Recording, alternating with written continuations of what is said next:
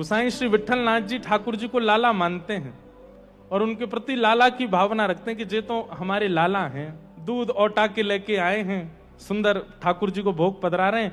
जैसे पर्दा कियो कपाट लगाए हैं तो ठाकुर जी आके गोद में बैठ गए गोसाई जी के, और ठाकुर जी कहने लगे तातो है ने ठंडो करके पिवाए दो। तो गोसाई जी एक पात्र में लेकर के और दूध ठंडा करके ठाकुर जी को पिवा रहे हैं। जैसे एक छोटो बालक लीला करे वैसी लीला कर रहे हैं ठाकुर जी। क्यों? क्योंकि गोसाई जी की भावना लाला की है। जैसे दुग्ध पान कराने लगे तो ठाकुर जी ने मुंह बना लियो। गोसाई जी बोले जय जय, कहा भय हो? बोले या में मिश्री ने कम पड़ी है, खाण ने कम है, मीठो कम है, या ने और मीठो करके लाओ। गोसाई जी बोले अच्छा जय जय, अभी जाऊं ने बिराजो। ठाकुर जी फिर से अपनी स्थान पर विराजमान हो गए, भीतर गए, नेक और मां में मिश्री सिद्ध करके लाए। आए जैसे ही ठाकुर जी फिर से आके सहज है के गोदी में बैठ के बोले अब पिवाए दो। जैसे ही पिवाने लगे तो ठाकुर जी ने फिर मुंह बनाया। गोसाई जी बोले अब कहा भय हो? बोले अब मिश्री ज्यादा है गई है, मेरे होठ चिपक रहे हैं। गोसाई जी बोले कैसी लीला करे? ये इस कथा से क्या सिद्ध हो रहा है? हम ठाकुर जी के सामने भोग पधरा देते हैं, ठाकुर जी के सामने सामग्री पधरा देते हैं, जैसी भी बनी हो। कभी कभी पाने के बाद अनुभव होता है, जब प्रसाद पाते हैं तो फिर अनुभव होता है अरे इसमें तो नमक कम रह गया, इसमें तो ये। उस समय मन में आती है ठाकुर जी ने एक बार भी नहीं कही, लेकिन गोसाई जी को ठाकुर जी बोल देते हैं या में मिश्री कम है, मिलाए के लाओ। क्यों? क्योंकि संबंध मानते हैं ठाकुर जी। और मैं फिर से कहूंगा, आप संबंध मान लेंगे तो आपसे चूक हो सकती है संबंध निभाने में, ठाकुर जी से चूक नहीं होगी। ठाकुर जी निभाते हैं। 2-3 बार ऐसी है कि कभी कहीं दूध ज्यादा है, तातो ज्यादा है, ज्यादा सीरो है गयो है, या में ज्यादा मिठास है, न कम मिठास है। गोसाई जी गए, जाकर के दूध लेके आए, एक पात्र में मिश्री अलग से धर दी, दूध अलग धर दियो। बोले जय जय, सुनो खुद मिलाओ और अपनी अनुकूलता से बना के पी लो। तो ठाकुर जी कहा बोले मैं कैसे पी लूंगा, मैं तो लाला हूं, मुंह पे मिश्री मिलानो आवे ही ना है, मैं तो लाला हूं, आप ही मिला के पिवाओगे। इन संबंधों का निर्वहन बंधुओं, अब ये तो एक बात हमने बताई, कितने संबंध माने भक्तों ने ठाकुर जी से, और इन संबंधों को मानने की स्थिति प्रकट होती है भागवत जी की कथा से। भागवत का कोई आश्रय ले ले, गुरु वचनामृत को भली भांति श्रवण कर ले, तो उसके चित्त में अपने आप भावना प्रकट होने लगेगी। ठाकुर जी कौन दिख रहे हैं, ठाकुर जी के प्रति कौन सी भावना प्रकट हो रही है।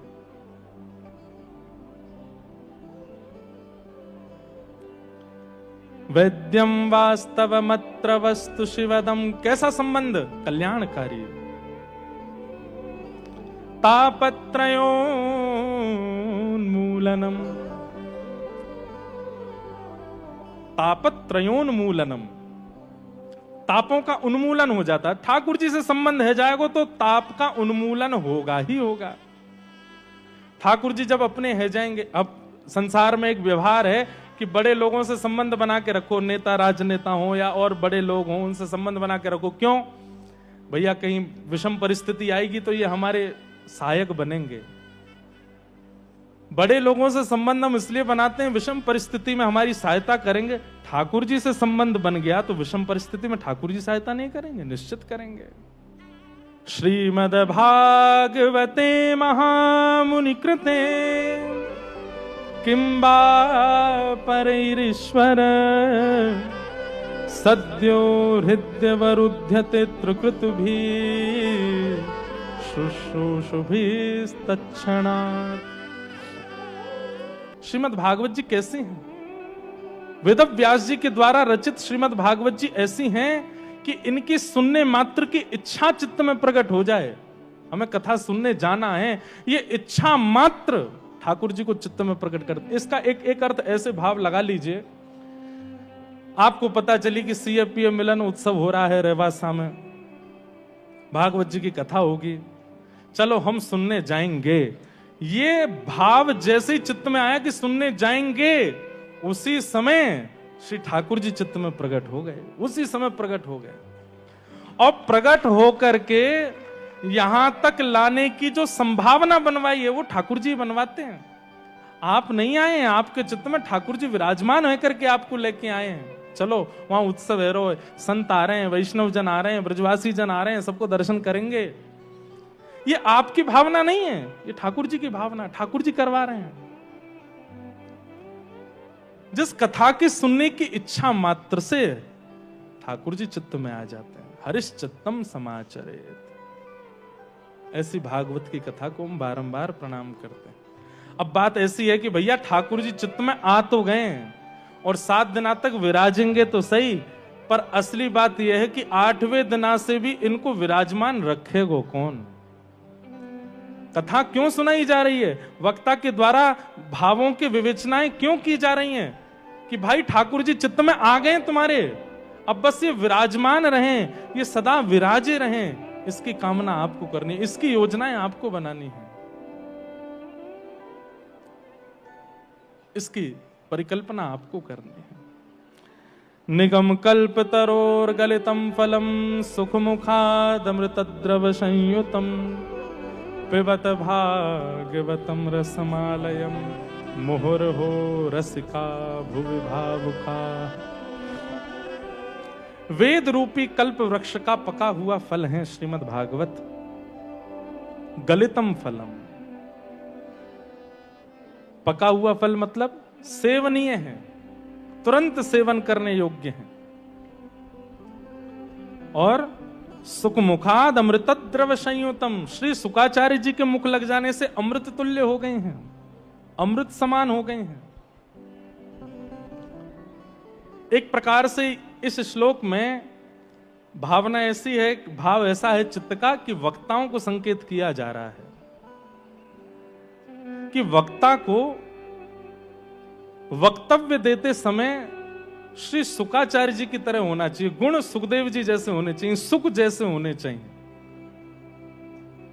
सुख का गुण होता है वो वृक्ष पर बैठ करके मीठे फल को ही खोजता है और उसमें चोंच लगाता है। व्यासमंच एक वृक्ष है, इस वृक्ष पर बैठ करके अन्य भावनाएं चित्त में ना रखे। कौन कौन सी भावना? धनार्जन की भावना ना रखे, बहुत धन मिले ऐसी भावना ना रखे। इस वृक्ष पर बैठ करके बहुत लोग हमारे हो जाएं ये भावना भी ना रखे। आजकल की भाषा में कहें तो फॉलोअर्स हो जाएं ये भावना भी ना रखे।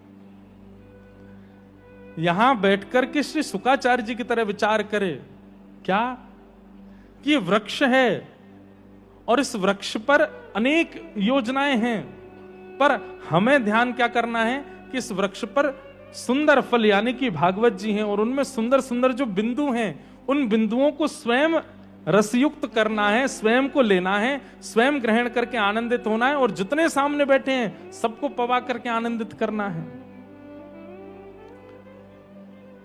छोटे थे तो एक स्थिति होती थी कि नाना नानी दादा दादी कभी कभी फल लाते बाजार से, तो जो बहुत प्रिय नाती होता तो उसको बोलते तू ये वाला फल खा। तो क्यों? अरे इसमें तोते की चोंच लगी है, जो मीठो ज्यादा होएगो या को खाए ले। तो भावना आती क्यों? बोले तोते की चोंच लगने से फल मीठा हो जाता है। या फिर ऐसी भावना रखो कि तोता चोंच ही वही मारता है जो फल मीठा हो। दोनों बात है। लेकिन तोता जब चोंच लगाता है और चोंच लगाते ही चोंच बाहर करता है तो स्वयं तो रस लेता भी है पर दूसरों को भी रस आस्वादन करा देता है। वक्ता आम के वृक्ष पर कबूतर भी बैठता पर आम नहीं खाता, भोजन ढूंढता वहीं से। आम के वृक्ष पर चील भी बैठती है लेकिन आम नहीं खाती। लेकिन उसी आम के वृक्ष पर अगर कोई तोता पहुंच जाए, सुंदर फल ढूंढ करके उसमें मुख लगाता है, स्वयं भी रस लेता है और जैसे ही चोंच बाहर निकालता है तो कुछ रस उस फल में से टपक जाता है और नीचे जब गिरता है तो कई सारे छोटी छोटी चींटियां भी उस रस को ले लेती हैं, सबको आनंदित कर देता है। ऐसे ही वक्ता को भी चाहिए कबूतर की भावना से, चील की भावना से, आदि आदि भावनाओं से वृक्ष पर ना बैठे, व्यास मंच रूपी वृक्ष पर, यहां तो इसी भावना से बैठे कि हम सुख बने। ये भागवत रूपी फल सामने है। और कैसा फल है? बोले रसमालयम,